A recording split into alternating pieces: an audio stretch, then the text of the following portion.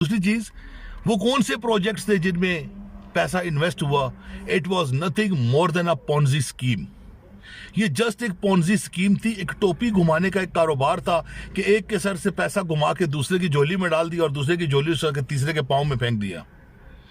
वो जहां इन्वेस्टमेंट हुई, वो उसकी वीडियोस भी मेरे पास मौजूद हैं कि आपने किस तरह गरीबों, यतीमों और बेवाओं के पैसों से अय्याशी के अड्डे खोले, अपने घरों को अय्याशी की आमाजगाहें बनाया। उसका एक एक वीडियो सबूत नियाजी साहब मेरे पास मौजूद है, और जो अब मैं इंशाल्लाह ताला अपनी नेक्स्ट प्रेस कॉन्फ्रेंस में मैं एक्सपोज करूंगा मीडिया के सामने। कैशवर्थ से आप लाताल्लुकी का इजहार करते हैं, 20% जो आपने लोगों से लिया है, वो भी मैं इंशाल्लाह ताला बताऊंगा कि आपका कैशवर्थ से क्या ताल्लुक है। मेरे पास आपकी सारी मीटिंग्स की जो कुछ मेरे दोस्त आपसे मिलने आए कैशवर्थ के हवाले से, वो आपकी मीटिंग्स भी रिकॉर्डेड मेरे पास मौजूद हैं। आपने जो मेरे साथ कॉल्स पे बात की कैशवर्थ के हवाले से, आपने जो मुझे मैसेजेस किए, आपने जितनी मेरे साथ कॉल्स की हैं, वो भी मेरे पास रिकॉर्ड में मौजूद है। मैं जो भी बात करूंगा ऑन द रिकॉर्ड करूंगा, और लोगों के पैसों के साथ जो आप करते रहे अपने घर के अंदर, उसका भी एक एक वीडियोस मेरे पास सबूत मौजूद है, जो मैं फर्ज समझता हूं कि मैं मीडिया को दूंगा। आपने अपनी रातें रंगीन करने के लिए नियाजी साहब, आपने लोगों का, यतीमों बेवाओं का आपने खून चूसा है।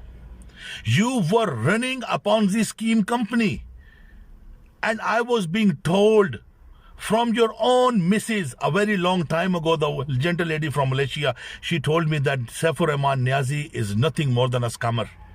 और आपने ये साबित किया है कि आप स्कैमर हैं, और मुझे अफसोस इस चीज का है कि हम 4 साल तक एक स्कैमर को देवता समझ के हम लोग उसे पूजते रहे हैं।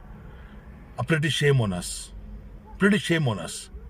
यकीन जाने नियाजी साहब कि अगर आपकी जगह कोई और भी शख्स होता, जितनी मोहब्बत, जितनी इज्जत, जितना एतबार मार्केट ने आपको दिया था, अगर आप कुछ गलत करने आए भी थे तो शायद आप लोगों के साथ कुछ बेहतर कर जाते। नियाजी साहब, आपको एक एक चीज का हिसाब देना होगा।